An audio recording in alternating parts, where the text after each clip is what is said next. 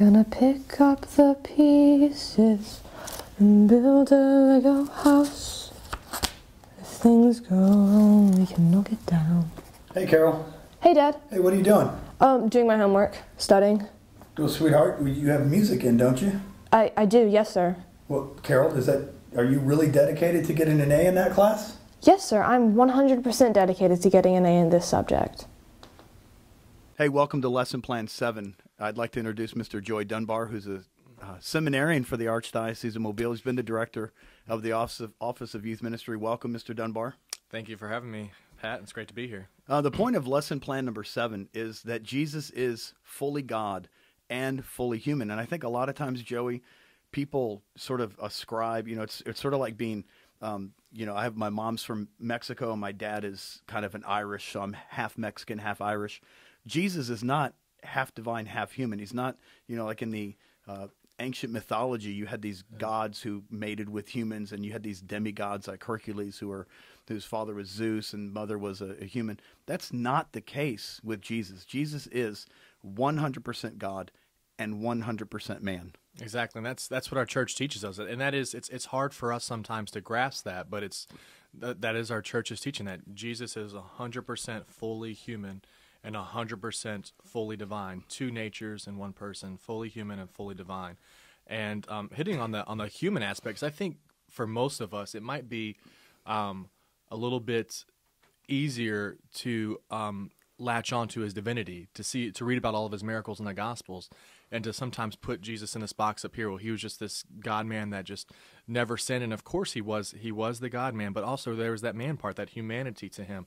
And sometimes we're not as comfortable thinking of him in human terms. But when I was in the Holy Land a couple weeks ago, and we're traveling through Israel and walking at the same places and sites where Jesus performed these miracles, it's hard not to just get into that, putting yourself into his shoes and saying that Jesus walked here. And to me, that helps so much to understand that Jesus was also human, completely human. Yeah, it seems like we often have these pictures of Jesus, Joey, in our homes, and they're kind of blurry. It's like they're frosted and they're soft. And I mean, Jesus seems so unattached to humanity. And yet we read in the Gospels, in John's Gospel, chapter 11, when Lazarus dies, Jesus is weeping at the tomb of Lazarus. I mean, he's overcome with emotion. He had emotions. He got sick. He got the flu. He was really human. He was fully human. Definitely, yeah. And the shortest sentence in the Gospel, Jesus wept, and they say, "See how he loved him." You wouldn't seem that a God only staying out there would be able to put himself on the plane, the level field of human emotions and feelings. But Jesus is right there in the midst of crying, with sorrow, with sadness.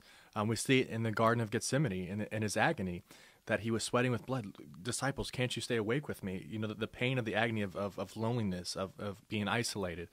He felt all those same emotions and feelings that we feel. And to me, that's such a comfort to know that Jesus had that same humanity, that same struggle to realize the human emotions and feelings that we have as well. Including anger. In Matthew chapter 21, Jesus goes into the temple and he sees people taking advantage of people's religious sensibilities. And, he turns over the money changers' tables and he gets a whip and he runs them out of the temple.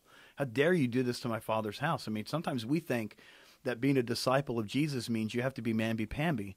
Well, that's not what the Gospels tell us about Jesus' humanity. He was really fully human. He had all the emotions that we have, and yet he was absolutely able to subjugate his human will, put his human will under the will of the Father. He was completely surrendered to the will of the Father. And another part of that humanity is that I believe, this isn't something we have to take for a fact, but I believe that Jesus had to pray and listen for the Father's voice to know what his will was. I don't think it was just automatic, every single moment he knew. I think that Jesus had himself in conformity with the Father's will because he was his son, but also because he took time to listen to his Father's voice. And I think that's the same thing in our lives, that we have to take time to listen to the Father's voice to be able to understand what he wants us to do here on earth. And I think if you look at all of Jesus' big decisions in the Gospels, especially picking his apostles, what did he do? He went up and prayed on the mountaintop the whole night. The whole night he was in prayer asking his Father, who do you want me to choose? How do you want me to go about this? And I think it's the same thing, that Jesus, because he had that intimate union with his Father, he was able to understand his will. And that was the human part of it. Jesus having to humanly listen and pray and discern the Father's will, I believe, you know? It's a little hard to do the Father's will if you don't know the Father's will. And Jesus absolutely prayed. And yet the whole time, while he's completely human, I mean, he is 100% human, except he never chose to sin. He's also 100% divine. He is from all eternity. If you read the beginning of John's gospel, in the beginning and before time began was the Word, the second person of the Trinity.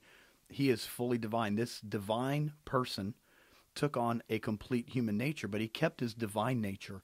And so as Catholics, Joey, we believe that Jesus is a divine person, a single person, but with two natures, a full human nature and a full divine nature. I mean, the guy walks on water, he heals lepers, and ultimately, the coup de grace of miracles, he's resurrected from the dead.